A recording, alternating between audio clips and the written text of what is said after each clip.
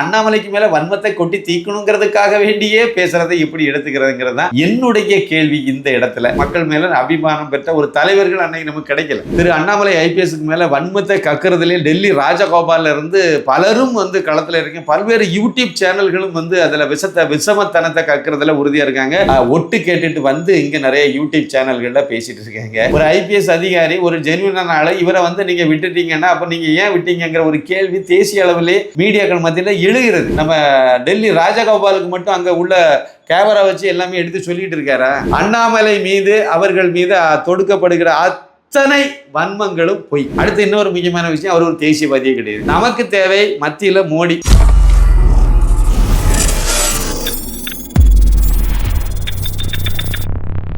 சாமானியன் குரல் தேசியவாதிகளுக்கு எனது பணிவான வணக்கம்.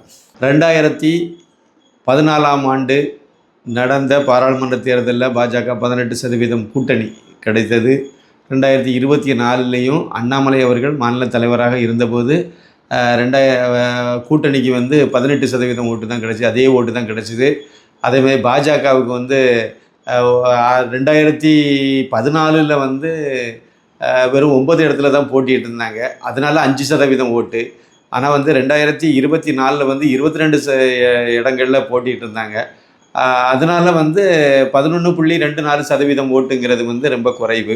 இப்படியெல்லாம் வந்து கோலாகலா சீனிவாஸ் உட்பட பல்வேறு ஜேபிசி ஸ்ரீராம் யாரெல்லாம் வந்து திரு அண்ணாமலை ஐபிஎஸ் அவர்கள் மீது கடும் வன்மத்தில் இருந்தாங்களோ அவங்களுக்கு இது ஒரு நல்ல சந்தர்ப்பமாக அமைஞ்சதுனால தொடர்ந்து அந்த வன்மத்தையே கக்கிட்டு வராங்க. இதில் ரொம்ப சுருக்கமாக 2-3 தகவலை மட்டும் நான் பதிவு பண்ண விரும்புகிறேன். இந்துடா படத்திற்கு உதவ கியூஆர் கோடை பயன்படுத்திடுங்க. 2 ஜிபே நம்பர் இருக்குது, ஃபோன்பே நம்பரும் அதுதான். தாராளமாக அது மூலமாக நீங்கள் அனுப்பலாம். ஏதாவது உங்களுக்கு சிரமம் இருந்தால் அதுக்கு நீங்கள் கால் பண்ணி கேட்டுக்கலாம். இது வரைக்கும் நீங்கள் இந்துடா படத்தை பார்க்கலன்னா அந்த லிங்கை கிளிக் பண்ணி தாராளமாக நீங்கள் பார்க்கணும், மற்றவங்களுக்கும் பகிரணும்னு நான் கேட்டுக்கிறேன். நன்றி, வணக்கம். 2014 வந்து பாஜகவுக்கு வந்து 5.5% அளவுக்கு ஓட்டு வந்திருக்கும். ரைட்டு, உண்மை தான். நான் என்ன கேட்குறேன்னா, அதில் வந்து குறைவான இடத்துல போட்டிக்கிட்டாங்க, அதனால் வந்து குறைவான ஓட்டு கிடச்சிதுன்னு இந்த சோகால்டு பத்திரிகையாளர்கள் எல்லாம் பேசுகிறாங்க.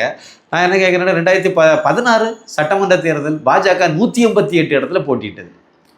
சரிங்களா? 188 இடத்துல போட்டிட்டது. ஓட்டு கிடைத்த ஓட்டு சதவீதம் என்னவோ 2.8% தான்.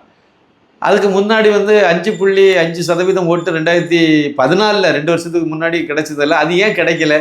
அன்னைக்கு வந்து 9 இடத்துல தான் போட்டிக்கிட்டோம். அன்னைக்கு வந்து 188 இடத்துல சட்டசபை தேர்தலில் போட்டிக்கிட்டு இருக்கோம். அது பெருவாரியான இடம் தானே, அதிகமான இடம் தானே. அப்புறம் ஏன் வந்து அந்த ஓட்டு சதவீதம் 2.8ன்னு சுருங்கி போச்சுது? அப்போ அது வந்திருக்கணும்ல, ஏறி மிதித்து ஒரு 25-30% வந்திருக்கணும்ல. அதிகமான இடத்துல நம்ம போட்டிகிட்டு இருக்கோம். அந்த மாதிரி நம்ம எடுத்து பேசலாம். 2021 சட்டமன்ற தேர்தலில் பாஜகவினுடைய ஓட்டு சதவீதம் என்ன? அது 2.6, அப்படி தானே? அப்போ வந்து அதில் அண்ணாமலை வந்து மாநில தலைவரெல்லாம் வர்றதுக்கு முன்னாடி நடந்த தேர்தல். 2019 பாராளுமன்ற தேர்தல் எடுத்துடுங்க, அதுலேயும் ஓட்டு சதவீதம் கம்மி தான். 2021 நடந்த சட்டமன்ற தேர்தல் எடுத்துடுங்க, அதுலேயும் ஓட்டு சதவீதம் கம்மி தான். அண்ணாமலை அவர்கள் மீது வன்மத்தை கக்க வேண்டும், அவரை குறைச்சி மதிப்பிடணும். அவரை வந்து எந்த வகையிலும் அவருக்கு வந்து அவர் பாஜகவுக்கு நல்லது செய்யலை அப்படிங்கிறத வந்து நம்ம நிரூபிக்கணும் நடந்த இடத்துல தான் இந்த பத்திரிகையாளர்கள் எல்லாம் வந்து வரிஞ்சு கட்டிட்டு வேலை செஞ்சுட்டு இருக்காங்க. எனக்கு என்ன இதில் என்ன கிடைக்க போகணும்னு தெரியல. பாஜகவுக்கு இன்றைய சூழ்நிலையில் அண்ணாமலை தேவைன்னு நம்ம எல்லாம் எதிர்பார்த்தோம். அது நடக்காமல் போச்சுது, பயன்படுத்தாமல் போச்சுது. அதுக்கு என்ன காரணங்கிறத ஆலோசிக்கலாம், அதுக்கு என்ன இதுங்கிறத புரிஞ்சுக்கலாம். ஆனால் அண்ணாமலைக்கு மேலே வன்மத்தை கொட்டி தீக்கணுங்கிறதுக்காக வேண்டியே பேசுகிறதை எப்படி எடுத்துக்கிறதுங்கிறது தான் என்னுடைய கேள்வி. இந்த இடத்துல பாஜகவுக்கு, அதாவது 2016 சட்டமன்ற தேர்தலில் பாஜகவுக்கு நிறுத்துறதுக்கு வேட்பாளரே கிடைக்கலையா? அந்த லட்சணத்தில் தான் கட்சி இருந்துச்சு. நம்ம அதுக்காக வேண்டி வந்து அதுக்கு முன்னாடி இருந்த தலைவர்களை நான் குறை சொல்கிறது அப்படி அந்த மாதிரி சொல்லலை. அதுக்கு வளர்ச்சி அப்படி தான் இருந்துச்சு. அதை நம்ம புரிஞ்சுக்கணும். வேட்பாளர் யாரையா பிடிச்சி இழுத்து கொண்டு தான் நிப்பாட்டிட்டு இருந்தாங்க. எல்லா இடமும் விடுறதுக்கு வேட்பாளரை தானாக முன் வந்து வர்றவங்க கம்மி. இவங்களாக பிடிச்சி விடுவாங்க, அவங்களாம் 5 பைசா செலவழிக்க மாட்டாங்க. கடைசியில் பார்த்தா அது ஓட்டம் கிடைக்காது. மக்கள் மேலே அபிமானம் பெற்ற ஒரு தலைவர்கள் அன்னைக்கு நமக்கு கிடைக்கல. அதே மாதிரி வந்து கோலாகலா சீனிவாஸ் சொன்னதில் இன்னொரு முக்கியமான விஷயம் என்ன சொல்லியிருக்காருன்னா, 2014 சட்டமன்ற தேர்தலில் அதிமுக வந்து 37 இடத்துல வெற்றி பெற்றது. பாஜக அணி 2 இடத்துல வந்து வெற்றி பெற்றது. பாஜக ஒரு இடத்துல கன்னியாகுமரி அந்த இதில் நாகர்கோவில் பாராளுமன்ற தொகுதி, அப்போ அதில் அவர் வந்து வெற்றி பெற்றார். அப்படிங்கிறதெல்லாம் எல்லாம் உண்மை தரம் இல்லைன்னு சொல்லலை. அதில் ஒரு கூடுதலாக ஒரு தகவலை சொல்லியிருப்பார். பாஜக அந்த அளவுக்கு வெற்றி பெற காரணம் ஜெயலலிதா அல்ல, ஜெயலலிதா அல்ல, பொன் ராதாகிருஷ்ணன் அப்படின்னு சொல்லியிருப்பார். பொன்னார் தான் அவருடைய முயற்சியில் அவருடைய இதனால தான் வந்து பாஜகவுக்கு வந்து அன்னைக்கு அவ்வளவு பெரிய இது கிடச்சிது. ஒரு எம்பி பதவி கிடச்சிது, 5.5% ஓட்டு கிடச்சிது. அதுக்கு காரணம் வந்து ஜெயலலிதா இல்லை, பொன்னார். அன்னைக்கு வந்து அதிமுக வெற்றி பெற்றது, மாபெரும் சாதனை நிகழ்த்தியதுக்கு காரணம் வந்து கருணாநிதியோ ஜெயலலிதாவோ கிடையாது, பொன்னார் அப்படின்னு சொல்லி ஒரு பாயிண்ட்டை சொல்லியிருக்காரு. இது எனக்கு என்னன்னு புரியல. ஜெயலலிதாவை மீறி அன்னைக்கு வந்து கோஷம் என்ன தெரியுங்களா, மோடியா லேடியான்னு அந்த அம்மா பேசினாங்க. மக்கள் மனநிலை என்னவா இருந்தது தெரியுங்களா, இங்கே வந்து கன்ஃபியூஸ் ஆகி 2 பக்கமும் ஓட்டு போட்டு கெடுக்க வேண்டாம், கருணாநிதிக்கு வாய்ப்பு கொடுக்க வேண்டாம், அதனால் ஜெயலலிதாவுக்கு ஒட்டுமொத்தமாக நம்ம ஓட்டை போடுவோம். அந்த அம்மா தேர்தலுக்கு பிறகு ஒருவேளை பாஜகவுக்கு ஏதாவது துண்டு விழும் பட்சத்தில் அந்த அம்மா உதவி செய்வாங்க அப்படிங்கிற ஒரு எண்ணம் மக்கள் மத்தியில் இருந்தது. இருந்தால் இல்லையா, கோலாகல சீனிவாஸ் மாதிரியான அவருடைய சகாக்களுக்கு வேணாம், அவருடைய கூட்டணிக்கு வேணா இது வந்து தெரியாமல் இருந்திருக்கலாம். ஆனால் எனக்கெல்லாம் நல்லா தெரியும், உங்களை மாதிரி நம்மளை மாதிரி உள்ள தேசியவாதிகளுக்கும் நல்லா தெரியும். இது ஒரு பக்கம். அடுத்து வந்து திரு அண்ணாமலை ஐபிஎஸ்க்கு மேலே வன்மத்தை கக்கிறதுலே டெல்லி ராஜகோபாலில் இருந்து பலரும் வந்து களத்தில் இருக்கேன். பல்வேறு யூடியூப் சேனல்களும் வந்து அதில் விஷமத்தனத்தை கக்கிறதுல உறுதியாக இருக்காங்க. அவங்க வந்து அதில் டெல்லியிலிருந்து வந்த தகவல் அப்படின்னு சொல்லிட்டு இங்கே பல்வேறு இதில் வந்து சொல்கிறாங்க. என்ன தகவல்லாம் சொல்கிறாங்க அப்படின்னா, மோடியும் அமித்ஷாவும் சேர்ந்து பேசினாங்க. அவங்க 2 பேரும் பேசினாங்க. என்ன பேசினாங்க, அண்ணாமலை வந்து ரொம்ப ரொம்ப ஆபத்தான ஆள், அவருக்கு ஏகப்பட்ட சொத்தை கொள்ளையடிச்சு வச்சிருக்காரு, அதனால டேஞ்சரான ஆள், நம்மளையே ஏமாற்றி விட்டான் அப்படிங்கிற மாதிரியெல்லாம் அவங்களுக்குள்ள அவங்க பேசினதை ஒட்டு கேட்டுட்டு வந்து இங்கே நிறைய யூடியூப் சேனல்களில் பேசிகிட்டு இருக்காங்க. அதே மாதிரி அவருக்கு ஒரு 4000 கோடி இல்லை 8000 கோடி இல்லை 11,000 கோடி இப்படியெல்லாம் சொத்து வச்சுருக்காரு அப்படிங்கிற மாதிரியும் நிறைய கருத்துக்களை சொல்கிறாங்க. என்னுடைய கேள்வி என்னென்னா, திமுக வந்து இந்த தமிழகத்தில் வந்து இந்த அளவுக்கு கீழ்த்தரமான நிலைமைக்கு போகிறதுக்கு காரணமே அண்ணாமலை. அதை எல்லாரும் புரிஞ்சுக்குவாங்கன்னு நினைக்கிறேன். ஒருவேளை புரியலைன்னா தெரிஞ்சுக்கிடுங்க. இந்துடா படத்திற்கு உதவ QR கோடை பயன்படுத்திடுங்க. 2 ஜிபே நம்பர் இருக்குது, ஃபோன்பே நம்பரும் அதுதான். தாராளமாக அது மூலமாக நீங்கள் அனுப்பலாம். ஏதாவது உங்களுக்கு சிரமம் இருந்தால் அதுக்கு நீங்கள் கால் பண்ணி கேட்டுக்கலாம். இதுவரைக்கும் நீங்கள் இந்துடா படத்தை பார்க்கலன்னா அந்த லிங்கை கிளிக் பண்ணி தாராளமாக நீங்கள் பார்க்கணும், மற்றவங்களுக்கும் பகிரணும்னு நான் கேட்டுக்கிறேன். நன்றி, வணக்கம். முக்கியமான விஷயம் என்னென்னா, திமுக ஆட்சிக்கு வந்துட்டா திமுக வைத்து யாரும் பேச மாட்டாங்க, குரல் கொடுக்க மாட்டாங்க. 1-2 பேர் தான் பேசுவாங்க. இந்த H ராஜாஜி மாதிரியான ஆட்கள் அவங்க குறிப்பிட்ட இடத்துல குறிப்பிட்ட விஷயங்களை வந்து எடுத்து பேசுவாங்க. அதே மாதிரி பாஜகவில் உள்ள தொண்டர்களும் சரி, நிர்வாகிகளுக்கும் சரி, தேவையில்லாமல் எதுக்குங்க கேஸு, எதுக்குங்க வம்பு அப்படின்னு சொல்லிட்டு ஒதுங்க தான் செய்வாங்க. ஏன்னா அவங்க கேஸ் எதாவது வந்தால் கூட பாஜக சைடில் இருந்து பெரிய அளவில் அதுக்கு ஆதரவாக இருக்க மாட்டாங்க, சப்போர்ட்டிவாக இருக்க மாட்டாங்க. அப்போ வந்து நம்ம வந்து வரத்திறக்கவெல்லாம் பாஜகவில் வந்து நிர்வாகிகளாக இருக்கக்கூடியவங்கெல்லாம் எல்லாருமே சாதாரண இதிலேருந்து வந்தவங்க தான் அதிகமாக இருப்பாங்க. பெரிய பெரிய தொழிலதிபர்கள் அப்படிங்கிறது 1-2 தான் இருப்பாங்க. இதுக்கு முந்தின காலகட்டத்தில் அண்ணாமலைக்கு முன் எடுத்து பார்த்தீங்கன்னா அப்படிப்பட்ட சூழ்நிலையில் வந்து பயந்து போயிருப்பாங்க. எல்லா கட்சிக்காரனுமே ஆளுங்கட்சியாக திமுக வந்துச்சுன்னா பயப்படுவாங்க. அது ரவுடி கட்சிங்க, ரவுடி பயில இவனுக்கிட்ட போய் நம்ம எதுக்குங்க அப்படிங்கும்போது ஒதுங்க ஆரம்பிப்பாங்க. ஆனால் அதை முதல் முறையில் உடைச்சது திரு அண்ணாமலை ஐபிஎஸ் தான். அவருடைய டார்கெட்டை நிறைய ஃபிக்ஸ் பண்ணதே திமுக தான் ஃபிக்ஸ் பண்ணார். அவர் முதல் முறையாக நடந்த தஞ்சாவூரில் போய் நடத்தின போராட்டத்தில் இதை டிக்ளேர் பண்ணிட்டார் சன் டிவி. அதையும் சேர்த்து தான் பிடிச்சி வச்சு இது பண்ணார். அதனால தான் அதுக்கு பிறகு இந்த கருப்பு பலூன் விடக்கூடிய வேலையெல்லாம் விட்டாங்க. அண்ணாமலை ஐபிஎஸ் அவர்கள் பாஜகவினுடைய மாநில தலைவராக பணியாற்றாமல் இருந்திருந்தால், அவர் பாஜகவுக்கு கிடைக்காமல் இருந்திருந்தால், இன்று வரை திரு நரேந்திர மோடி அவர்களை வில்லராகத்தான் தமிழகத்தில் கட்டமைத்து இருப்பார்கள். அந்த கட்டமைப்பை வேற எந்த தலைவரும் உடைக்கலை. அதுக்கு முன்னாடி வந்தவங்கெல்லாம் அது நமக்கு தேவையில்லைன்னு நினச்சாங்க. வந்த தலைவர்களெல்லாம் எப்படி இருந்தாங்கன்னா, தினத்தந்தி மாதிரி பத்திரிகையில் வந்து முழுக்க வந்து மோடிக்கு எதிராகவும் பாஜகவுக்கு எதிராகவும் செய்தி வந்தாலும், தவறான செய்தி வந்தாலும் அதை நம்ம கண்டுக்க வேண்டியதில்லை. அங்கே இருக்க சில ரிப்போர்ட்டர்கள் இந்த மாதிரி வேலையெல்லாம் பார்த்தாங்க. இன்றைக்கி வரைக்கும் அதை விசுவாசமாக தான் இருக்காங்க அந்த தலைவர்களுக்கு. அதாவது அந்த தலைவரை பற்றிய செய்தி 3வது பக்கத்தில் போட்டால் போதும், அவ்வளோதான். 3வது பக்கத்தில் ஒரு டிசி போட்டால் போதும், ஒரு 36 பாயிண்டில் ஒரு தலைப்பு போட்டு போட்டால் போதும், அது போதும். அது வானதி தமிழிசையாக இருந்தாலும் சரி தான், அதுக்கு பின்னாடி வந்த எல்முருகனாக இருந்தாலும் சரி தான், இதே நிலைப்பாடு தான். அதனால் இப்படி தான் இருந்துச்சு. இதை உடைச்சதே வந்து அண்ணாமலை ஐபிஎஸ் தான். இதை உடைச்சி அதுக்கு பிறகு வந்து அது பாஜகங்கிற ஒரு இதை உருவாக்கினதே அவர் தான் கொண்டு வந்தார். குறிப்பாக நரேந்திர மோடி அவர்கள் பாஜகவுக்கு மேலே தமிழகத்தில் கட்டமைக்கப்பட்டிருந்த அந்த பிம்பம் உடைக்கப்பட்டது திரு அண்ணாமலை ஐபிஎஸ் அவர்கள் மூலமாக தான் உடைக்கப்பட்டது. பாஜகவும் இங்கே ஒரு வலுவான சக்திங்கிறதையும் அவர் தான் கொண்டு வந்து சேர்த்தார். இது எல்லாமே செய்கிறாங்க. இவங்க இப்போ என்னென்னா டெல்லியில் மோடியும் அமித்ஷாவும் உட்காந்துருந்து பேசுகிறாங்க. அதில் வந்து இவர் போய் காலில் விழுந்துட்டாரு, நான் என்ன கண்டுக்காதுங்க, நான் வந்து அப்படி போகிறேன், பிழைச்சி போகணும்னு சொல்லி என்ன விட்டுருங்க. ஏங்க, பாஜகவிலேருந்து அண்ணாமலை வெளியேறது தமிழக பாஜகவில் மட்டும் இழப்பு கிடையாதுங்க, இந்திய அளவுலேயும் ஒரு கெட்ட பேர். இது ஒரு ஐபிஎஸ் அதிகாரி, ஒரு ஜென்யூனான ஆள், இவரை வந்து நீங்கள் விட்டுட்டீங்கன்னா அப்போ நீங்கள் ஏன் விட்டீங்கிற ஒரு கேள்வி தேசிய அளவிலே மீடியாக்கள் மத்தியில் எழுகிறது. அப்போ இதெல்லாம் பாஜகவுக்கு ஒரு பெரிய மைனஸாக அமையுதுங்கிறது வந்து மோடி, அமித்ஷா இவங்களுக்கெல்லாம் தெரியாதா? இங்கே இருக்கக்கூடிய கூடு கட்ட 4 பத்திரிகையாளர்கள் மட்டும்தான் தெரியுமா அதெல்லாம்? இன்னொன்று கேட்குறேன், மோடி அமித்ஷாவும் உள்ளால ரூமில் உட்காந்து பேசுகிறதுலாம் நம்ம டெல்லி ராஜகோபாலுக்கு மட்டும் அங்கே உள்ள கேமரா வச்சு எல்லாமே எடுத்து சொல்லிகிட்டு இருக்காரா? என்னங்க பைத்தியகாரத்தனமாக இருக்குது. அவங்க சீக்கிரட்டாக பேசுகிறதெல்லாம் இவருக்கு தெரிஞ்சிடுமா?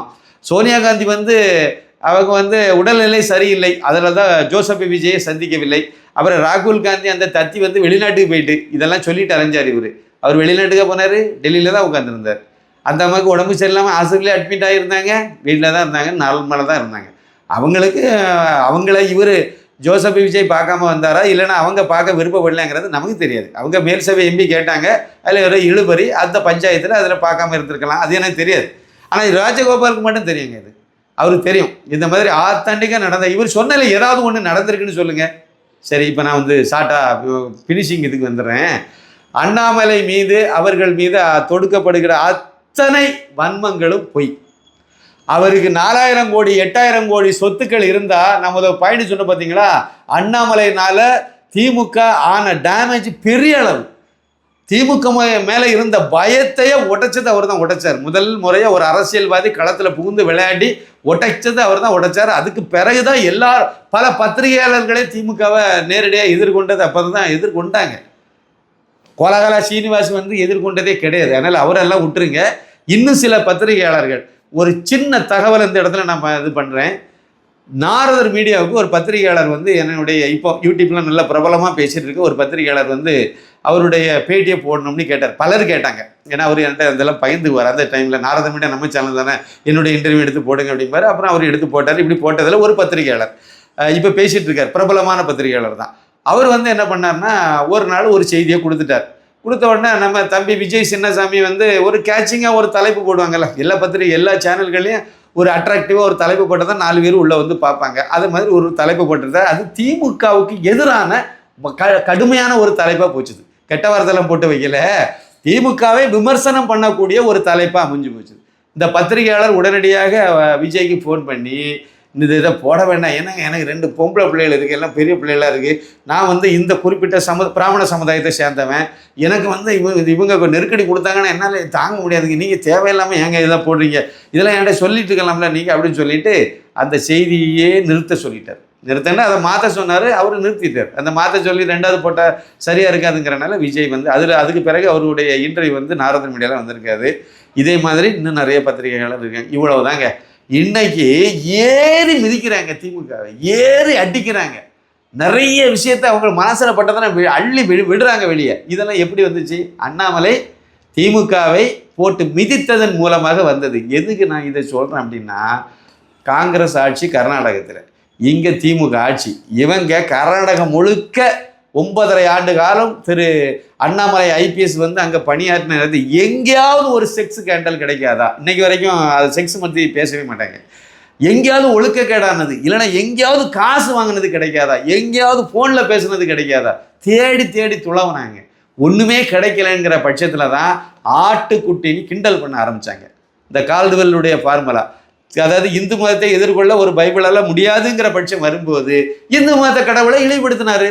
அந்த ஃபார்முலாவை தான் அதனுடைய பின்னாடி வந்த வழித்தோன்றல்கள், திராவிடியா கழகம், திராவிடியா முன்னேற்ற கழகம், எல்லா கழகமும் இதே ஃபார்முலாவை இன்னைக்கு வரைக்கும் வச்சுருக்காங்க. அப்படி தான் அவங்க வந்து ஆட்டுக்குட்டின்னு சொல்லி அண்ணாமலையை இழிவுபடுத்த ஆரம்பித்தாங்க. அவருக்கு ஒரே ஒரு பாயிண்ட் கிடைச்சா விட்டுருப்பாங்களா? அண்ணாமலைக்கு மேலே ஒரு 100 கோடி, ஒரு 1 கோடி ரூபாய்க்கு அவர் ஏதாவது ஒரு ஊழல் பண்ணியிருக்கார். எனக்கு புரியலைங்க, ஊழலுங்கிறாங்க. ஒருத்தர் அமைச்சராக இருக்கார், அவர் அமைச்சருங்கிற பதவியை பயன்படுத்தி நிறைய விஷயங்களில் ஊழல் பண்ணிட்டார், திட்டங்களில் ஊழல் பண்ணிட்டார், எதை பண்ணிட்டார், ரைட்டு. குறைஞ்சபட்சம் எம்எல்ஏ இருக்கார், கமிஷன் வாங்கிட்டார் அப்படி சொல்லலாம். அதை விட குறைஞ்சபட்சம் தமிழகத்தில் ஆளுங்கட்சி பாஜக இருக்குது, அதனுடைய தலைவராக திரு அண்ணாமலை ஐபிஎஸ் இருக்கார், அதனால வந்து நிறைய இதை ஊழல் பண்ணிட்டாரு அப்படின்னு சொல்லலாம். எந்த வகையில் ஒரு ஊழல் பண்ணுவார் சொல்லுங்கள்? ஊழல் பண்ணிட்டார். எப்படி ஊழல் பண்ணுவாங்க? ஊழல் பண்ணனா ஒரு வாய்ப்பு வேணும்ல. அதுக்கு அந்த வாய்ப்பு எங்க? ஐபிஎஸ் ஆஃபீஸராக 9.5 ஆண்டு காலம் பணியாற்றின நேரத்திலேயே அவர் கையை சுத்தமாக வச்சிருக்காருங்க. அவர் இப்போ மொத்தம் பாஜகவுக்கு வந்த உடனே மட்டும் பண்ணிட்டாரு அப்படின்னா இது என்ன? எனக்கு புரியலை அது. அப்போ ஒன்றா மத்திய மோடி அரசாங்கம் வந்து இவருக்கு சப்போர்ட் பண்ணி இவர் நிறைய திட்டங்கள் எல்லாம் நிறைய பேருக்கு எல்லாம் பண்ணி கொடுக்கு இவர் ரெக்கமெண்ட் பண்ணி அதன் மூலமாக இவர் காசு அப்படி தானே பண்ணியிருக்க முடியும். அப்போ நிர்மலா சீதாராமன் இவருங்கிறது என்னென்னலாம் கொண்டு போனார் அவ்வளோத்தையும் நிறைவேற்றி கொடுத்துட்டாங்க. அப்படி தானே நிறைவேற்றி கொடுத்துட்டாங்க. அதன் மூலமாக இங்கே நிறைய விஷயங்களை சாதிச்சு கொடுத்தனால ஒவ்வொருத்தையும் 50,000 ஒரு 500 கோடியை கூட 1000 கோடியை கூடி வாங்கிட்டார். அப்படி தானே இவங்க சித்தாந்தம் அதுதானே. ஒரே ஒரு ஆதாரத்தை வெளியிடுங்க சொல்லுங்கள் சார். ஒரே ஒரு ஆதாரத்தை இவர் அண்ணாமலைக்கு மேலே இந்த மாதிரி தெளிக்கிறாங்கல்ல அவங்கள ஒரே ஒரு ஆதாரத்தை மட்டும் வெளியிட சொல்லுங்கள். அடுத்த 2 சின்ன பாயிண்ட்டையும் சொல்லி முடிச்சிடுறேன். இது எதுவுமே உண்மை கிடையாது. அதனால இவங்க இப்படி தான் அள்ளி தெளிப்பாங்க. நம்முடைய மனநிலையை, அதாவது அண்ணாமலை பக்கம் வந்தனுடைய மனநிலையை குலைப்பதற்காக கெடுப்பதற்காக இந்த வேலை செய்கிறாங்க. அண்ணாமலை நம்ம வாயை திறக்கும் போது அது தெரியும். அடுத்து இன்னொரு முக்கியமான விஷயம், அவர் ஒரு தேசியவாதியே கிடையாது. அண்ணாமலை தேசியவாதியே கிடையாதான். அவர் வந்து இந்து மதத்துக்கே எதிரானவர். இந்த அமைப்பை அன்னைக்கு லைவில் ஏதோ பேசிட்டு சபரிமலைக்கு தான் போனார். நெத்தியில் வந்து விபூதியும் பூசிட்டு குங்குமம் போட்டு வச்சு தான் பேசினார். நாங்கள் ஆட்சிக்கு வந்தால் இந்து அறநிலைத்துறையை ஒழிப்போம் அப்படின்னு தான் அவர் முதல் வேலையை அதை தான் செய்வோம்னு தான் அவர் அறைகூவல் விட்டார். ஆனால் என்ன துரதிர்ஷ்டவசமாக பாஜக என்னை பொறுத்த வரைக்கும் நான் இன்னும் ஒரு 10 வருஷம் ஒரு அதிகபட்சமாக 10 வருஷம் நான் உயிரோடு இருப்பதாக வச்சுக்கிட்டா, நான் அப்படி தான் நினைக்கிறேன்.